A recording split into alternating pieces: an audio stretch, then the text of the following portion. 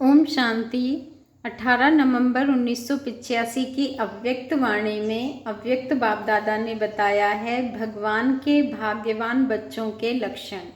भगवान के भाग्यवान बच्चों के लक्षण।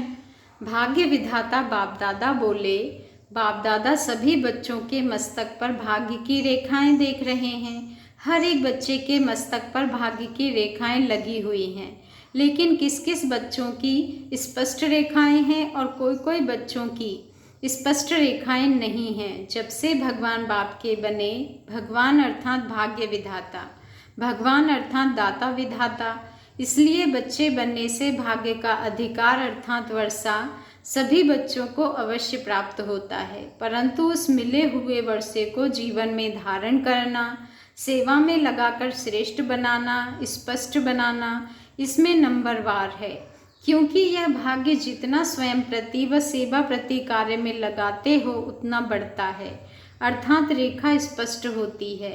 बात एक है, देता भी सभी को एक जैसा है। बाप नंबरवार भाग्य नहीं बांटता, लेकिन भाग्य बनाने वाले अर्थात भाग्यवान बनने वाले इतने बड़े भाग्य को प्राप्त करने में यथाशक्ति होने के कारण नंबरवार हो जाते हैं। इसलिए कोई की रेखा स्पष्ट है, कोई की स्पष्ट नहीं है। स्पष्ट रेखा वाले बच्चे स्वयं भी हर कर्म में अपने को भाग्यवान अनुभव करते, साथ साथ उन्हों के चेहरे और चलन से भाग्य औरों को भी अनुभव होता है। और भी ऐसे भाग्यवान बच्चों को देख सोचते और कहते हैं कि यह आत्माएं बड़ी भाग्यवान हैं, इनका भाग्य सदा श्रेष्ठ है। अपने आप से पूछो, हर कर्म में अपने को भगवान के बच्चे भाग्यवान अनुभव करते हो? भाग्य आपका वर्षा है, वर्षा कभी ना प्राप्त हो यह हो नहीं सकता। भाग्य को वर्षे के रूप में अनुभव करते हो, वह मेहनत करनी पड़ती है, वर्षा सहज प्राप्त होता है, मेहनत नहीं। लौकिक में भी बाप के खजाने पर वर्षे पर बच्चे का स्वतः अधिकार होता है और नशा रहता है कि बाप का वर्षा मिला हुआ है। ऐसे भाग्य का नशा है, वह चढ़ता और उतरता रहता है। अविनाशी वर्षा है तो कितना नशा होना चाहिए। एक जन्म तो क्या अनेक जन्मों का भाग्य जन्म सिद्ध अधिकार है, ऐसी फलक से वर्णन करते हो। सदा भाग्य की झलक प्रत्यक्ष रूप में औरों को दिखाई दे। फलक और झलक दोनों है, मर्ज रूप में है, वह इमर्ज रूप में है। भाग्यवान आत्माओं की निशानी, भाग्यवान आत्मा सदा चाहे गोदी में पलती, चाहे गलीचों पर चलती, झूलों में झूलती, मिट्टी में पाँव नहीं रखती, कभी पाँव मैले नहीं होते, तो लोग गलीचों पर चलते और आप बुद्धि रूपी पाँव से सदा फर्श के बजाय फरिश्तों की दुनिया में रहते। इस पुरानी मिट्टी की दुनिया में बुद्धि रूपी पाँव नहीं रखते, अर्थात बुद्धि मैली नहीं करते। भाग्यवान मिट्टी के खिलौनों से नहीं खेलते, सदा रत्नों से खेलते हैं। भाग्यवान सदा संपन्न रहते, इसलिए इच्छा मात्रम अविद्या इसी स्थिति में रहते हैं। भाग्यवान आत्मा सदा महादानी पुण्य आत्मा बन औरों का भी भाग्य बनाते रहते हैं। भाग्यवान आत्मा सदा ताज तख्त और तिलकधारी रहती है। भाग्यवान आत्मा जितना ही भाग्य अधिकारी उतना ही त्यागधारी आत्मा होती है। भाग्य की निशानी त्याग है, त्याग भाग्य को स्पष्ट करता है। भाग्यवान आत्मा सदा भगवान समान निराकारी, निरहंकारी और निर्विकारी, इन तीनों विशेषताओं से भरपूर होती है। यह सब निशानियां अपने में अनुभव करते हो।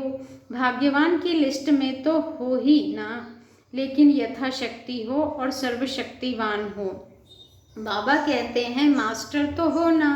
बाप की महिमा में कभी यथाशक्ति व नंबरवार नहीं कहा जाता, सदा सर्वशक्तिवान कहते हैं।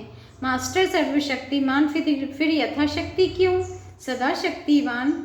यथा शब्द को बदलकर सदा शक्तिवान बनो बच्चे, और बनाओ, समझा? कौन से जौन आए हैं? बाबा ने पूछा। सभी वरदान भूमि में पहुँच वरदानों से झोली भर रहे हो ना। वरदान भूमि में एक एक चरित्र में कर्म में विशेष वरदान भरे हुए हैं। यज्ञ भूमि में आकर चाहे सब्जी काटते हो, अनाज साफ करते हो, इसमें भी यज्ञ सेवा का वरदान भरा हुआ है। जैसे यात्रा पर जाते हैं, मंदिर की सफाई करना भी एक बड़ा पुण्य समझते हैं। इस महातीर्थ पर व वरदान भूमि में हर कर्म में हर कदम में वरदान ही वरदान भरे हुए हैं। कितनी झोली भरी है? पूरी झोली भर करके जाएंगे या यथाशक्ति? जो भी जहाँ से भी आए हो, मेला मनाने आए हो, मधुबन में एक संकल्प भी व एक सेकंड भी व्यर्थ ना जाए। समर्थ बनने का यह अभ्यास अपने स्थान पर भी सहयोग देगा। पढ़ाई और परिवार सभी का भी लाभ लेना और परिवार का भी अनुभव विशेष करना। समझा? बाप दादा सभी जोन वालों को सदा वरदानी महादानी बनने की मुबारक दे रहे हैं। लोगों का उत्सव समाप्त हुआ, लेकिन आपका उत्साह भरा उत्सव सदा है। सदा बड़ा दिन है, इसलिए हर दिन मुबारक ही मुबारक है। महाराष्ट्र सदा महान बनाने के वरदानों से झोली भरने वाले हैं।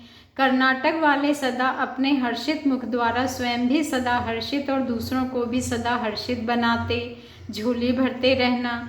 यूपी वाले क्या करेंगे? सदा शीतल नदियों के समान शीतलता का वरदान दे। शीतला देवियाँ बन शीतला देवी बनाओ। शीतला से सदा सर्व के सभी प्रकार के दुख दूर करो। ऐसे वरदानों से झोली भरो। अच्छा, सदा श्रेष्ठ भाग्य के स्पष्ट रेखाधारी, सदा बाप समान सर्व शक्तियाँ संपन्न, संपूर्ण स्थिति में स्थित रहने वाले, सदा ईश्वरीय झलक और भाग्य की फलक में रहने वाले, हर कर्म द्वारा भाग्यवान बन भाग्य का वर्षा दिलाने वाले, ऐसे मास्टर भगवान श्रेष्ठ भाग्यवान बच्चों को बाप दादा का याद प्यार और नमस्ते। और हम रूहानी बच्चों का रूहानी बाप दादा को दिल से याद प्यार, गुड मॉर्निंग और नमस्ते। शुक्रिया बाबा, शुक्रिया। पार्टियों से अव्यक्त बाप दादा की मुलाकात। कुमारों से मुलाकात में बाबा ने कहा, कुमार अर्थात निर्बंधन। सबसे बड़ा बंधन मन के व्यर्थ संकल्पों का है। बाबा ने कहा, सबसे बड़ा बंधन मन के व्यर्थ संकल्पों का है, इसमें भी निर्बंधन। कभी कभी यह बंधन बांध तो नहीं लेता है, क्योंकि संकल्प शक्ति हर कदम में कमाई का आधार है। याद की यात्रा किस आधार से करते हो? संकल्प शक्ति के आधार से बाबा के पास पहुंचते हो ना, अशरीरी बन जाते हो। तो मन की शक्ति विशेष है। व्यर्थ संकल्प मन की शक्ति को कमज़ोर कर देते हैं, इसलिए इस बंधन से मुक्त। कुमार अर्थात सदा तीव्र पुरुषार्थी, क्योंकि जो निर्बंधन होगा उसकी गति स्वतः तीव्र होगी। बोझ वाला धीमी गति से चलेगा, हल्का सदा तीव्र गति से चलेगा। अभी समय के प्रमाण पुरुषार्थ का समय गया, अब तीव्र पुरुषार्थी बन मंजिल पर पहुंचना है। दूसरी पार्टी से मुलाकात में बाबा ने कहा, कुमारों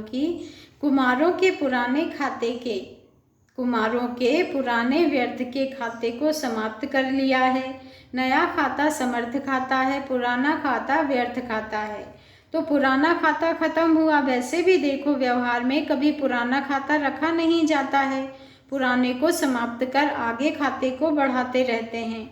तो यहाँ भी पुराने खाते को समाप्त कर सदा नए ते नया हर कदम में समर्थ हो। संकल्प, बाबा ने कहा, हर संकल्प समर्थ हो बच्चे। जैसा बाप वैसे बच्चे। बाप समर्थ है तो बच्चे भी फॉलो फादर कर समर्थ बन जाते हैं। माताओं से मुलाकात। माताएं किस एक गुण में विशेष अनुभवी है? वह विशेष गुण कौन सा है? त्याग है, सहनशीलता है, और भी कोई गुण है? माताओं का स्वरूप विशेष रहमदिल का होता है। माताएं रहमदिल होती है। आप बेहद की माताओं को बेहद की आत्माओं के प्रति रहम आता है। जब रहम आता है तो क्या करती हो? जो रहमदिल होते हैं वह सेवा के सिवाय रह नहीं सकते हैं। जब रहमदिल बनते हो तो अनेक आत्माओं का कल्याण हो ही जाता है। इसलिए माताओं को कल्याणी भी कहते हैं। कल्याणी अर्थात कल्याण करने वाली। जैसे बाप को विश्व कल्याणकारी कहते हैं, वैसे माताओं को विशेष बाप समान कल्याणी का टाइटल मिला हुआ है।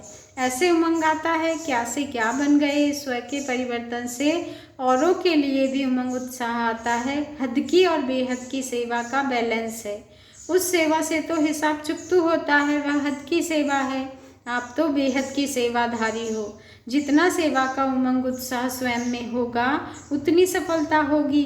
दूसरी पार्टी से मुलाकात में कहा बाबा ने, माताओं की दूसरी पार्टी से, माताएं अपने त्याग और तपस्या द्वारा विश्व का कल्याण करने के निमित्त बनी हुई हैं। माताओं में त्याग और तपस्या की विशेषता है। इन दो विशेषताओं से सेवा के निमित्त बन औरों को भी बाप का बनाना, इसी में बिजी रहती हो। संगम युगी ब्राह्मणों का काम ही है सेवा करना।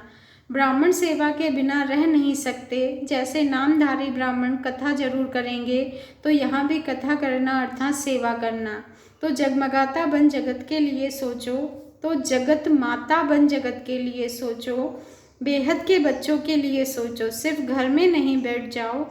बेहद के सेवाधारी बन सदा आगे बढ़ते चलो। हद में 63 जन्म हो गए, अभी बेहद सेवा में आगे बढ़ो। अच्छा, ओम शांति। शुक्रिया बाबा, शुक्रिया।